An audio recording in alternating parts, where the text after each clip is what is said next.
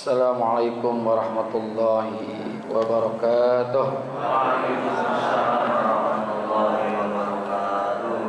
Al-Fatihah ila hadratin Nabi Muhammadin al-Mustafa Rasulillah sallallahu alaihi wasallam wa walidina wa mustaqiqina wa muallimina wa asatizina khususan li muallifi hadzal kitab Al-Imam Yahya bin Sharaf An-Nawawi wa khususan li muassisi hadzal majlisi wal masjidi anna Allah yaghfir lahum wa yarhamuhum wa yu'li darajatihim fil jannah wa yanfa'una bi asrarihim wa anwarihim wa ulumihim wa nafa'atihim fid din wad dunya wal akhirah wa anna Allah al-karim yaftahu alaina futuhal 'arifin wa yufaqihuna fid din wa yarzuquna kamal al-ikhlas wal yakin wa ila hadratin nabi syai'un lana wa lahum al-fatihah.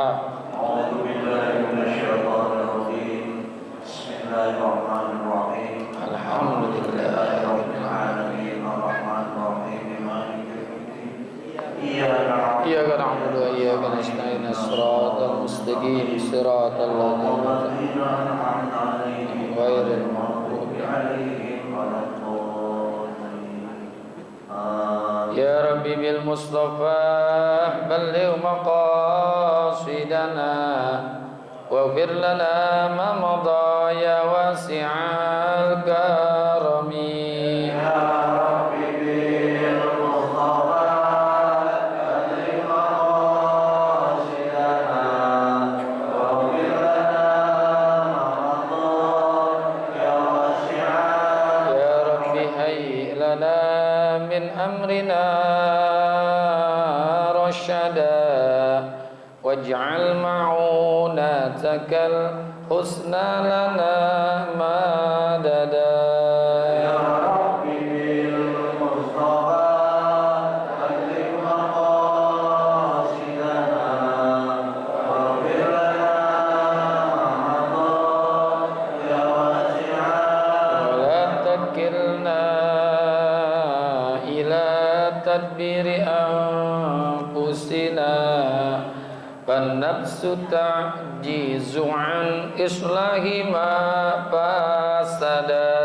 Ya Rabbi bil Mustafa balligh maqasidana waghfir lana ma madha ya wasi'al. Antal alimu wa qad wajjahtu ya amali ila rajai ka wajhan sa'ilan wa yada.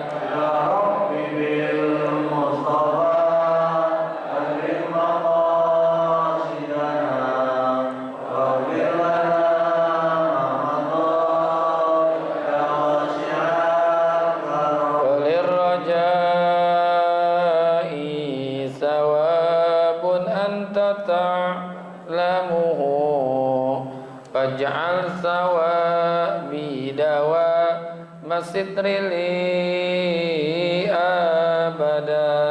Ya Rabbi bil Mustafa balligh maqasidana waghfir lana ma madha ya wasi'al karam. Allahumma salli wa sallim wa barik alaihi.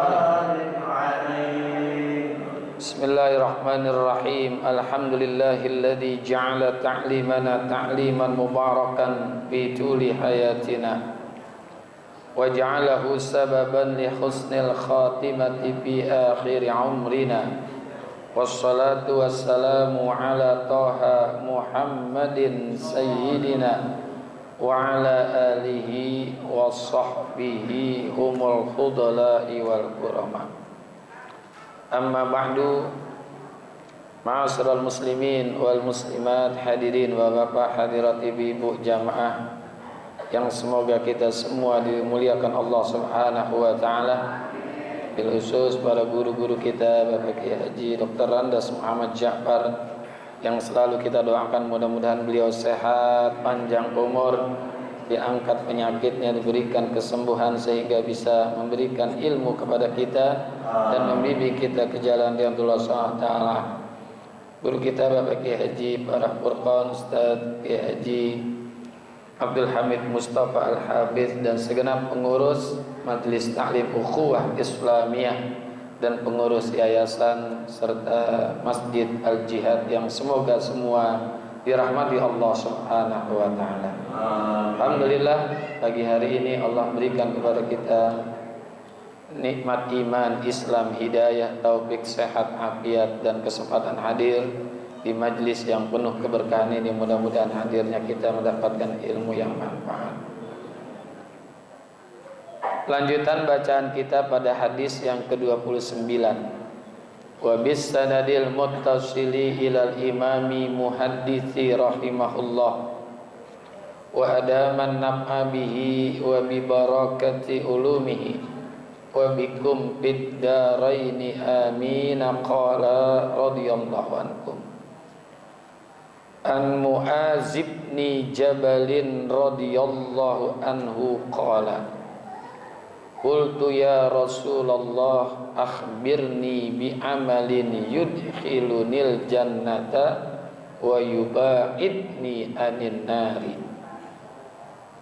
Qala laqad sa'alta an azimin wa innahu la yasirun ala may yassarahu Allah ta'ala alaih.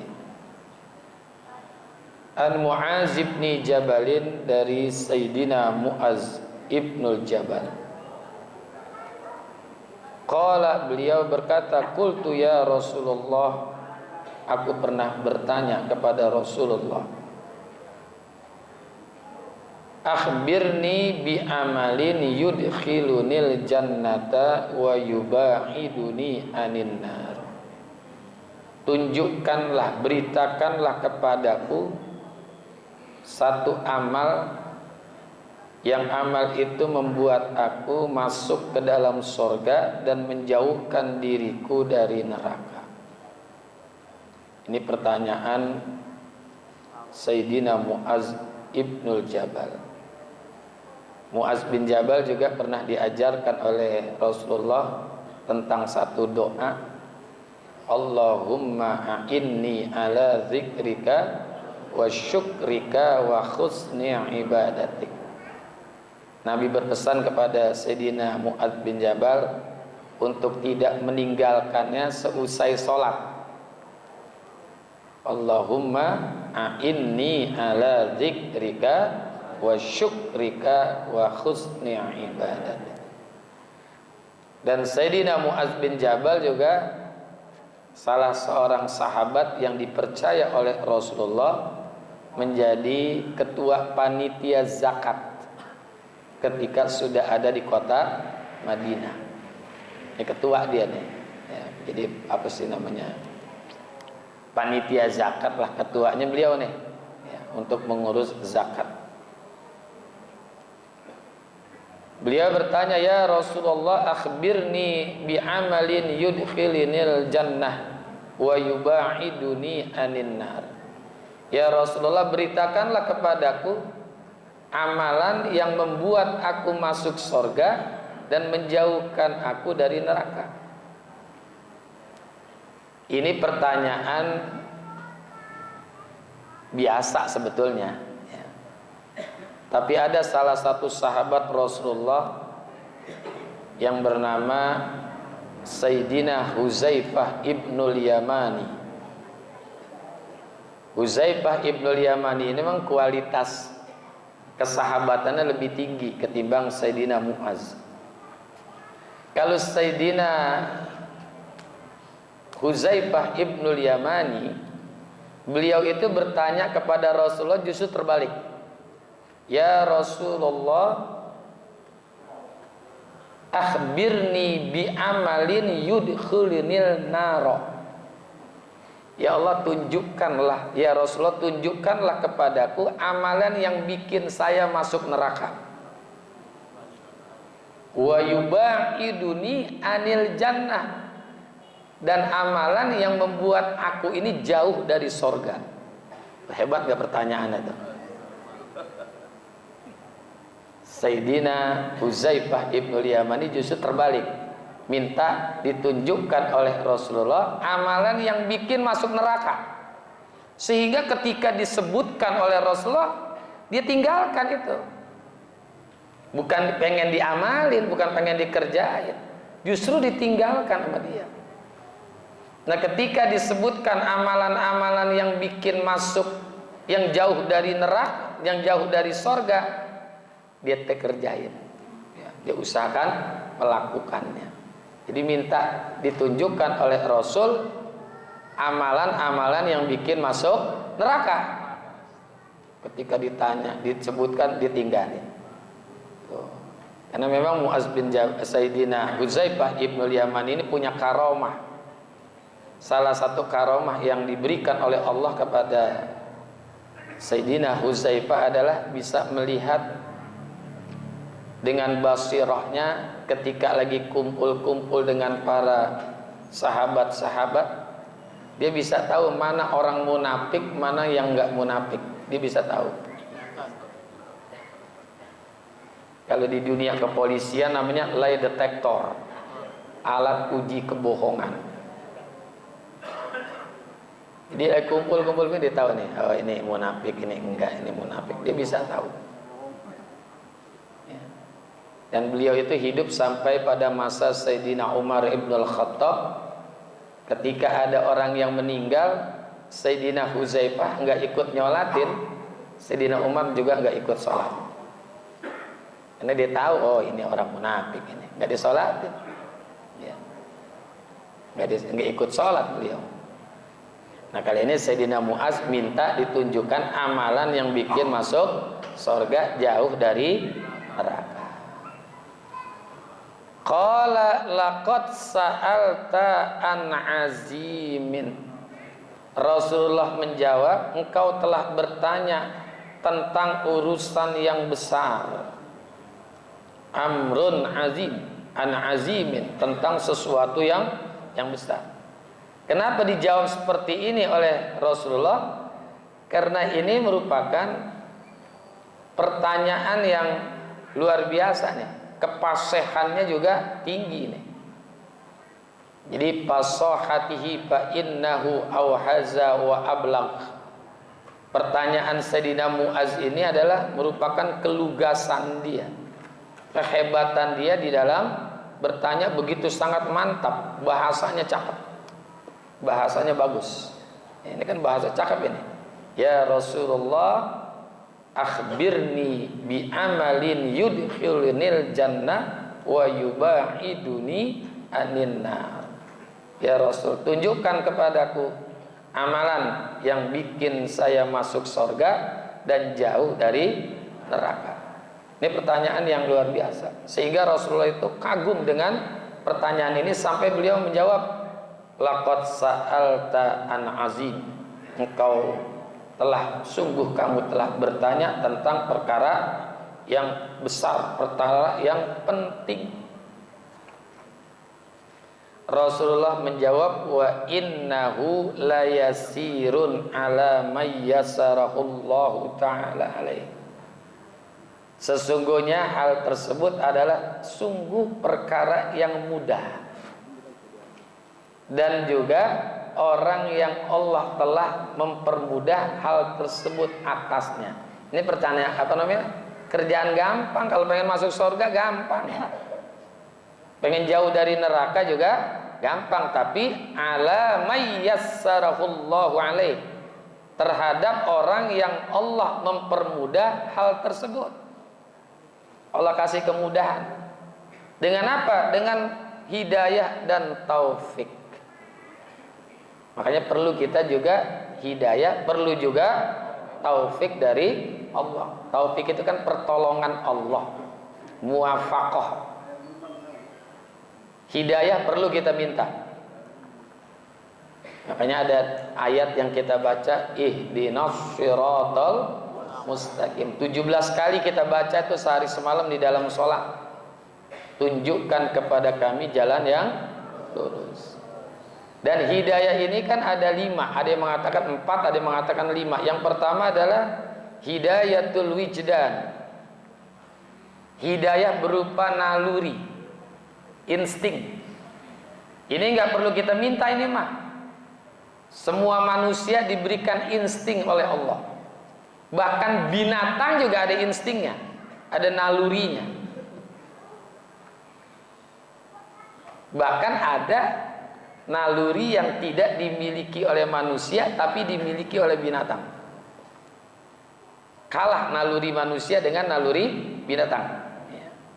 Salah satunya nih, naluri binatang itu dia bisa mengetahui sesuatu yang tidak bisa dilihat oleh manusia. Naluri binatang. Ya. Nah, makanya kalau ada orang mau gerebek narkoba, itu yang disuruh siapa tuh? Anjing kan? Cari. Manusia kalah. Dia bisa tahu nih mana tempat maling, tempat narkoba. Itu nalurinya lebih tajam. Nalurinya lebih tajam. Termasuk juga ayam aja. Kita kalah kadang-kadang naluri kita dengan ayam. Ayam itu kalau ada burung gagak di atas tuh biangnya, induknya itu, anak-anaknya, ayam pitik tuh dikurubin pakai apa? Pakai sayapnya. Dia tahu itu akan ada sinyal bahaya. Tapi ada manusia, anaknya belum pulang jam 2 malam, kagak dicari-cari, anak perawan lagi. Ada nggak yang begitu? Banyak. Ada. Tuh nalurinya mana tuh manusia coba? Ayam aja tuh kalau ada sinyal bahaya dia tahu. Ada perawan jam 2 malam belum pulang. Orang tuanya tenang-tenang aja. Habis salah sih bilangnya jangan pulang malam-malam ya. Iya, akhirnya dia pulang pagi. Itu naluri apa tuh? Insting. Yang kedua, hidayatul hawas. Hidayah panca indera. Manusia diberikan, binatang juga dikasih. Ada mata, telinga, mulut, perasa. Kan itu kan indera, panca indera.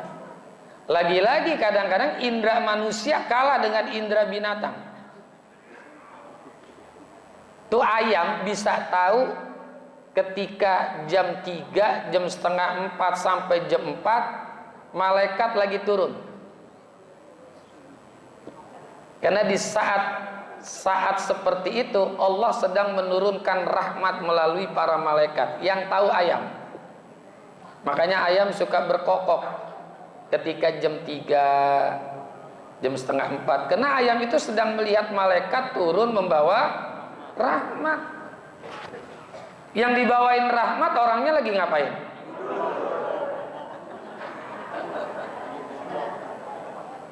Ayam bisa tahu turun malaikat membawa rahmat. Manusia dibangunkan ayam, ukuruyuk, kan dibangunin tuh. Ayo bangun. Ayam yang tahu. Ya. Termasuk juga maaf nih anjing itu tahu.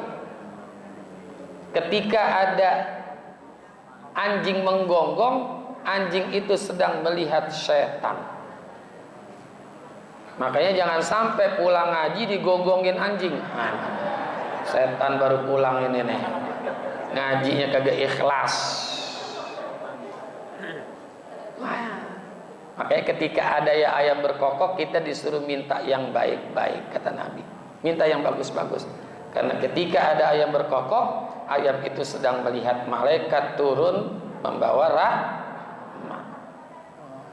Naluri hawas hidayatul hawas, hidayah berupa panca indera.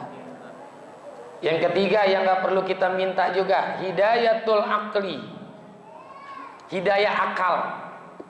Ini hanya diberikan kepada manusia, nggak diberikan kepada binatang. Hidayatul akli, Kita disuruh berpikir tentang kebesaran-kebesaran Allah. Medianya banyak di dalam Al-Quran. Ya. Tuh kalau wa min ayatihi itu kita disuruh berpikir tuh. Afala ta'qilun, afala tatafakkarun, afala tatadabbarun, dengan akal. Sehingga dengan akal ini kita bisa melakukan ibadah. Memperoleh akal, maka ada tugas untuk kita manusia melakukan ibadah.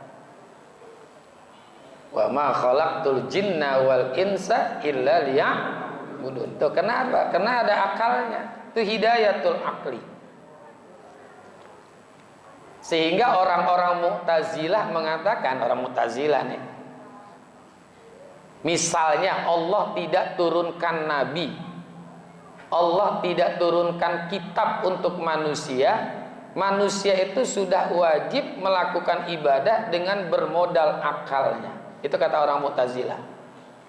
Walaupun misalnya nggak turun nabi, nggak diturunkan kitab, manusia udah wajib melakukan ibadah dengan bermodal akal. Bermodal akalnya. Makanya setiap ibadah itu, apapun ibadah, dan kita baca di seluruh kitab fikih, yang kecil ataupun yang besar sekalipun, seluruh syarat-syarat ibadah itu salah satunya adalah berakal. Coba lihat, mau sholat kek, mau zakat, mau puasa, mau haji, apa aja, seluruh syarat-syarat ibadah itu adalah berakal. Yang nggak berakal nggak wajib, nggak ada taklif, nggak ada pembebanan ibadah, ya, bebas dia mah. Ya. Makanya boleh kita nggak sholat, boleh nggak puasa, tapi hilangkan akal kita. Boleh. Karena orang-orang yang berakal saja yang diberikan tugas melakukan ibadah. Dan ada iktibar yang populer, la dina liman la aqla lahu.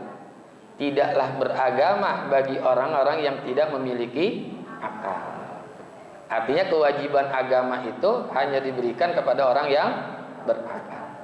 Nah, kadang-kadang akal ini pun tidak jujur.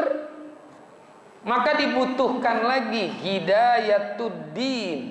Nah, ini yang harus kita minta nih. Hidayatud din, hidayah berupa agama. Ini yang harus kita minta terus. Karena akal kita kadang-kadang kurang jujur. Kadang-kadang nggak jujur. Dia tahu tuh tentang hukum agama halal dan haram. Tapi kadang-kadang kita terbentur. Saya kasih contoh nih buat ibu-ibu nih. Ya Bu, kalau ibu biasa dikasih uang belanja setiap bulan misalnya 5 juta. Kalau istrinya misalnya 5 juta. Begitu bulan berikutnya dikasih ujuk-ujuk 50 juta. Misalnya. Cuman suaminya bilang, karena istrinya bingung, kok biasanya 5 juta, ini kok 50 juta? Iya nih Bu, ini 50 juta hasil nipu. Kira-kira ibu mau ambil apa enggak? Kira-kira nipu halal apa haram? Tuh Bu, masih mau diambil enggak 50 juta Bu? Ditolak apa diterima? Diterima pasti. Itu kan akal. Iya. Termasuk kita nih Pak yang di depan juga nih. Ini di sebelah kanan saya ada duit 1 juta halal, sebelah kiri saya ada duit 100 juta haram. Kira-kira ambil yang mana? Coba akal kita deh. Makanya perlu diluruskan dengan hidayatud din, hidayah berupa agama. Ya. Hidayah agama juga kata ulama belum cukup juga. Harus juga hidayatut taufik. Hidayah berupa taufik. Nah, taufik ini yang bisa meluruskan seluruh daripada hidayah-hidayah yang ada di atas itu. Ihdinas siratal mustaqim. Orang kalau udah dapat hidayah dan taufik bisa melakukan hal-hal yang mendekatkan dirinya kepada surga. Hidayah. Jadi enggak hanya sekedar hidayah, tapi butuh juga dengan taufik. Taufik. Makanya ada firman Allah, "Faman yuridillahu ayyahdiyahu yasrah sadrahu lil Islam." Barang siapa yang Allah menghendaki akan memberikan kepadanya petunjuk, niscaya Allah akan melapangkan dadanya untuk memeluk Islam. Artinya melaksanakan syariat agama. Ini kita udah diberikan hidayah oleh Allah nih, gampang aja. Kalau kasih hidayah udah. Karena hidayah itu yang jauh bisa jadi dekat. Ini kan rumahnya jauh-jauh ini kan. Ada yang di Warakas mana, ada yang di Warakas. Jauh-jauh kan ini rumahnya kan. Dekat. Tapi ada orang yang nempel sama masjid. Nempel. Ya. Enggak datang. Kenapa? Karena enggak ada hidayah. Ya. Makanya minta tuh, ihdinas siratal mustaqim. Di dalam kita baca kunut Allahumma hdina atau Allahumma hdini biman hadait, dan sudah punya hidayah, minta lagi, Rabbana la tuzigh qulubana ba'da iz hadaitana. Janganlah engkau sesatkan kami ya Allah setelah engkau berikan petunjuk kepada kami. Jadi hidayah ini mahal ya, yang jauh bisa jadi dekat. Karena hidayah yang berat bisa jadi enteng ya, yang berat bisa jadi enteng, yang malas bisa jadi semangat. Ini kalau ngikutin enak jam-jam gini, yang enak ngapain nih? Tidur. Tapi alhamdulillah kita duduk di Masjid Al-Jihad. Ada, meskipun di masjid juga kadang-kadang tidur juga. Kalau AC sih ini. Ya lagian ini pengurus majelis taklim bikin pengajian gini hari, jangan salahin yang hadir. Kalau dia tidur, yang salahin siapa? Pengurus. Jam-jam gini ngaji. Tapi kita alhamdulillah masih bisa hadir. Jadi kalau Allah mau kasih petunjuk gampang ya. La yasirun ala may yassarahullah. Kalau Allah mau gampangin, gampang-gampang aja. Nah, apa yang pertama yang menjadi amalan membuat seseorang itu masuk surga jauh dari neraka? Ta'budullaha la tusyriku bihi syai'an. Bahwa engkau itu beribadah kepada Allah dan tidak menyekutukannya dengan sesuatu. Nah, tugasnya nih, ya ayyuhan nasu ubudullah, ya kan? Ya Allah, kita kan diperintahkan, ya ayyuhan nasu ubudullah, ya Allah, wahai manusia, sembahlah Allah, ibadahlah kepada Allah. Alladzi khalaqakum walladzina min qablikum la'allakum. Tadi ayatnya jelas tuh, ya. Wa ma khalaqtul jinna wal insa illa liya'budun. Tugas kita adalah menyembah Allah, tapi la tusyriku bihi syai'a. Jangan pernah menyekutukan Allah itu dengan sesuatu. Nah, kadang-kadang ada ibadah tapi menyekutukan Allah itu dengan sesuatu. Contoh gampang. Ini contoh yang kecil-kecil aja dah. Ya, yang kecil-kecil aja. Ini kadang-kadang kita menyekutukan Allah dengan sesuatu. Padahal kita mestinya apapun yang terjadi, apapun yang ada, semua atas kehendak Allah. Ini kadang-kadang kita menyekutukan sesuatu nih. Contoh gampang, kalau di rumah kita ada kupu-kupu, kita suka bilang apa? Ada tamu. Ada tamu. Kadang-kadang kupu-kupu gede kayak apapun kagak datang-datang tamu. Kupu-kupu kalong lagi. Tangan kita, telapak tangannya gatel. Apa tuh? Ada yang ngasih duit. Ada yang nggak ngasih? Ada yang nggak ngasih? Kalau saya dari tadi telapak tangan saya udah gatal aja nih. Pantes sekali kalau saya mah. Ya. Jadi jangan kita menyandarkan terjadinya sesuatu kepada sesuatu. Kita sandarkan sesuatu itu kepada Allah. Hal-hal yang gampang. Telinga kita bunyi. Ada yang ngomongin, emang kita artis.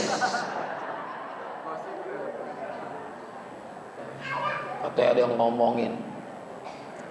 Sehingga ada orang yang khawatir. Ini kan lagi musim hujan ya.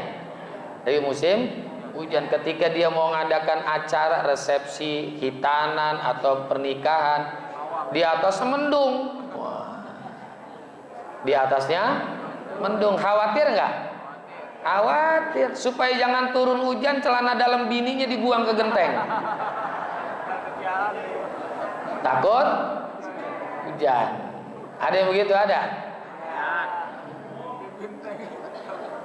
Padahal emang gara-gara mendung itu jadi turun hujan? Belum tentu. Belum tentu. Udah gitu ada yang teriak, kuru, kuru, kuru, kuru, kuru, kuru. Marah nggak? Marah nggak? Emang gara-gara kuruk-kuruk turun hujan? Coba kita kuruk-kuruk rame-rame turun hujan nggak? Jadi harus benar-benar total, jangan kita menyekutukan Allah dengan sesuatu, karena apapun yang ada dan apapun yang terjadi semua itu atas kehendak Allah, bukan karena sesuatu dan karena apapun, tapi semata-mata karena Allah. Jadi la tusyriku bihi syai'an. Jangan sampai tuh, ya Allah, banyak orang yang menyekutukan Allah gara-gara miskin, banting setir pergi ke Gunung Kawi. Pergi ke Gunung Kawi. Usaha bangkrut mulu, kagak maju-maju. Akhirnya banting setir, ngepet. Ngepet, menyekutukan Allah. Hati-hati nih. Makanya jangan sekutukan Allah. Pokoknya kita jangan cari Tuhan selain Allah. Jadi ta'budullaha la tusyriku bihi syai'a wa tuqimus sholata wallahu a'lam bissawab wa ilaihil marji'u wal ma'ab. Mudah-mudahan manfaat. Al-Fatihah. A'udzu billahi minasyaitonir